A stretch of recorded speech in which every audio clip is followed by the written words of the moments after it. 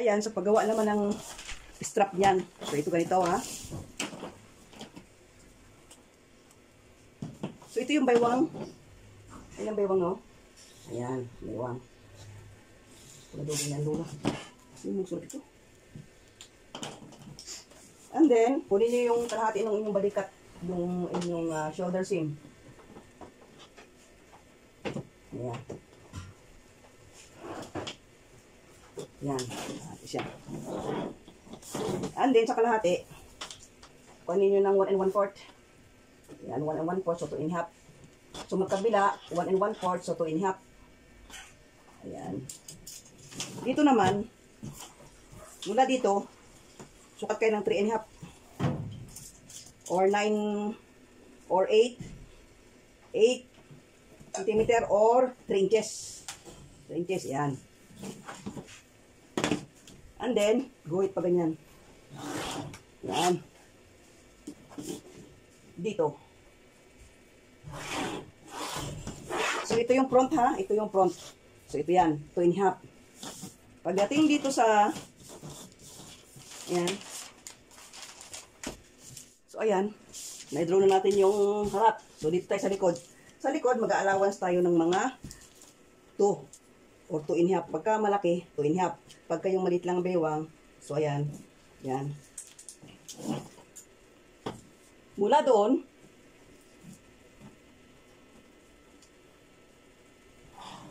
yan. Tapos, ang iyong ano dito, 2 inches lang. 2 inches. So, 3 inches dun sa harap, dito sa likod, 2 lang. So, 2 inches ang, ito, 2 inches ang iurong mo mula sa gitna, ha? So, yan. Yan yung, ano, so, pwede mo siyang ayos yung, pwede ding tuwid. So, yan, tuwid. Pwede mo siyang tuwid na, gagawin, tuwid na 3 inches, bago 2 inches dito, 3 inches dun sa harap. So, yung haba niyan, buo, yung haba niya ay, so, yun siyang haba niya, oh. Igaganyan mo lang siya, ito, tupiin mo siya. So, ang haba ng iyong, ayan. So, doon sa side, 14. Dito naman ay 15. Oh. So, palalabisan mo yun. Palalabisan mo ito. Alagyan mo siyang allowance din na malaki. Para diyan ka mag-allowance ng malaki. So, pagdating sa likod ikis, sa harap, magkadikit lang siya. No? So, ayan siya.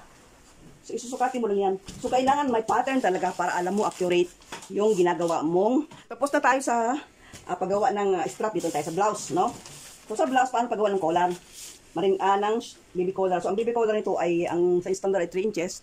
Pero ito, ginawang kong 3 1/2 dahil malaki daw yung logo na ilalagay. So, lakihan ko. So, 3 1/2 ang dito. Okay, itong gagawin natin. Gawa tayo ng collar. Ito, pulit na. Okay. So, ayan siya. Ang gawin natin, ayan, kuha tayo ng 3/4. 3/4 dito ha. 3/4 dyan. 3/4 din dito. 3/4, ayan. Ngayon, dito, ito, ayan o. And then dito, yan lang siya. Yan lang siya. Yan, ipit na natin. Ito, magkasundo lang siya. Yan o. Taklob, huwag siyang taklob, kundi magkasundo lang siya. Ito naman ang magkasaklob. So, dapat yung tandaan mo doon na 3/4 dapat nakaganyan siya. So, nakakaan siya. Ngayon, ang gagawin mo ngayon sa sunod ay kailangan magpattern ka din para mas maganda malinis. So, ayan siya. So, ganyan. Ayan. So, itong tuwid, itong likod. So, nandyan siya. And then, ayan. I-trace mo lang yan. Ayan. Trace mo lang yan. Tandaan mo yung sa may ng balikat. Saka dito. Ayan, lagyan mo lang ganyan. And then, dito din, lagyan mo rin siya ng tanda. Yan. So, ito na yung kanyang circumference ng liig niya, ng neck opening. So, ayan na siya. So, ito yung ano ng balikat. So, ganun lang paggawa ng collar na baby collar. Flat baby collar. Flat baby collar yan ha, hindi yan yung ano. So, sukat tayo ng 3 1/2.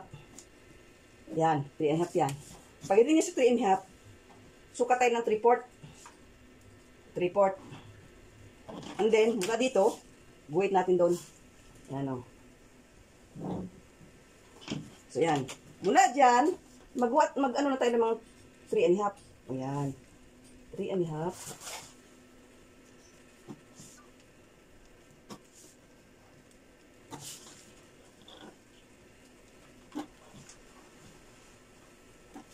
Ayan siya.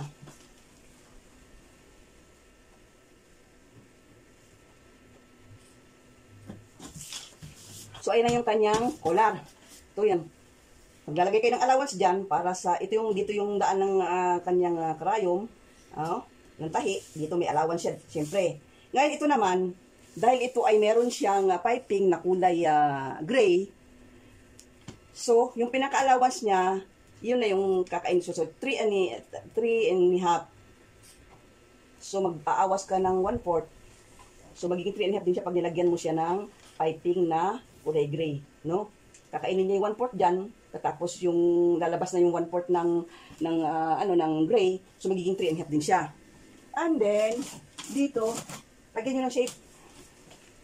Sa halip na ganyan, dahil malaki ito masyado, so ito na lang, no?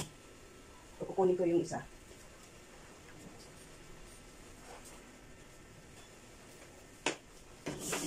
Dito ay 3/4 yan, ha? Ito naman ay 3.5, 3 1/2. So, ito yan, no? Ganyan. Ito. Yan yung collar. Na baby flat collar. So, kung marin collar, pagdating dito, ikudrado mo lang siya. Oh, ganyan mo lang siya, oh. Ganyan mo lang siya.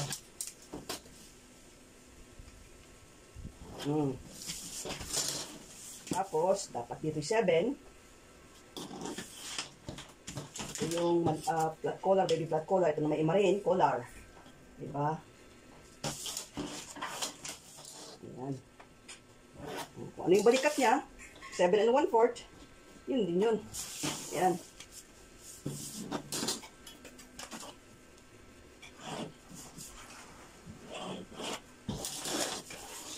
So, ito yung marine collar.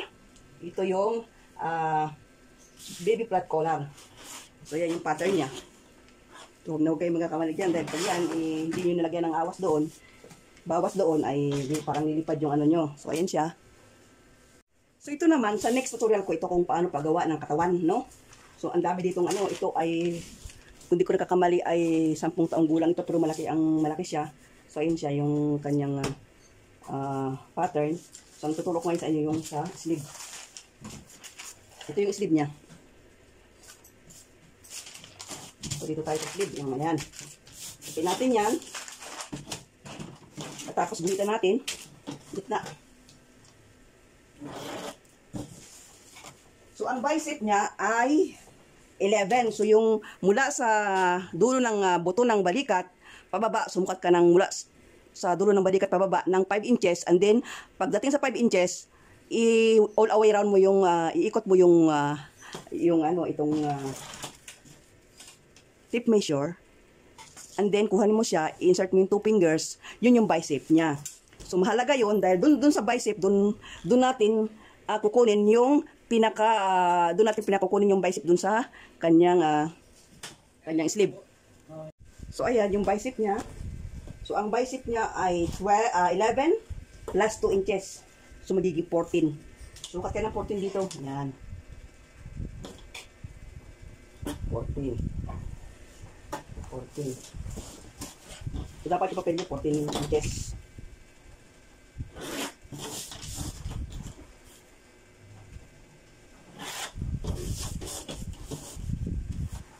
And then dito, kuha tayo na. Ngayon, ang kanyang manggas sa likod, ay 8 and a half. So, 8 and a half. So, 8.5 inches. 8 pulgada at kalahati, no? So, mula sa 8 pulgada at kalahati, bawasan nyo ng 1/4. So, magiging 8 and 1/4 na lang. Para hindi mahirap siyang itahi na wala masyadong labis. So, sukat kayo ng 8 and 1/4. Ayan. So, ayan siya. Andyan siya ngayon. Ayan. So, guhitan nyo. Basta sumampa siya doon sa gilid dahil yun ang kanyang bicep. Ayan. Ngayon, simula doon, ayan. Ito ha, maganda ang manggas nito. Yours. Magandang manggas. Kung ano yung sukat doon, sukat dito. So, yan. Tapos, lagyan nyo siya ng linya. So, dito naman sa harap, ang kanyang, ang kanyang manggas, ang armhole niya ay 8 and 1/8. So, ang kuha niya 7 and 7/8 na lang, no? 7 and 7/8 na lang. Yan na lang. Ayan. So, nandito siya. So, ayan siya. Diba? Oh. And then, ang gagawin mo, armhole divided by 8. So, next mo ang gagawin ay armhole divided by 8. So, ang armhole niya, 8 and 6/8. 16 and 6/8. Ayan. Nawala na yung aking kuan. So, ito, ayan. Yung kalahati, yan ang ibagi mo sa 4. Ayan. So, 2 inches. So, 2 inches. Dito naman, armhole divided by 16. So, 8 ito. So, yung kalahati niyan, yung time, divided 16 yun. Pagkalahati niyan. So, yung kalahati niyan, 2 inches yan, 1 inch dito. Ayan. And then, guhit. Tapos ka na ng guhit dito. Ito naman ang pangalawang guhit niya ngayon. Ayan. Kaya ko tinuturo sa inyo ito ay ginawa ko at maganda ang kanyang outcome. Dito naman, 2 inches yan.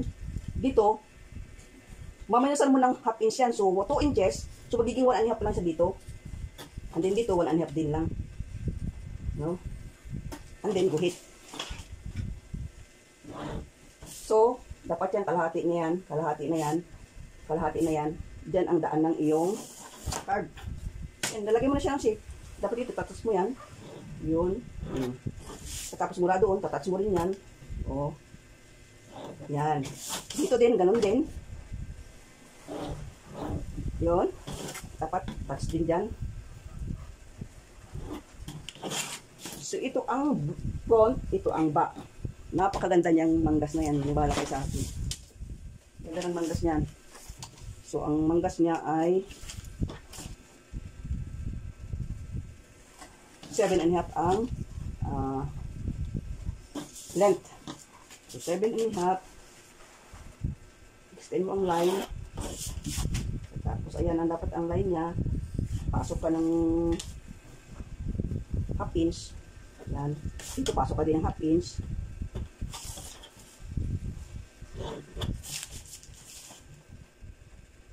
Yan ang kanyang manggas. So, napakaganda niyang manggas na yan. So, hanggang dito na lang. God bless everyone. Have a good day.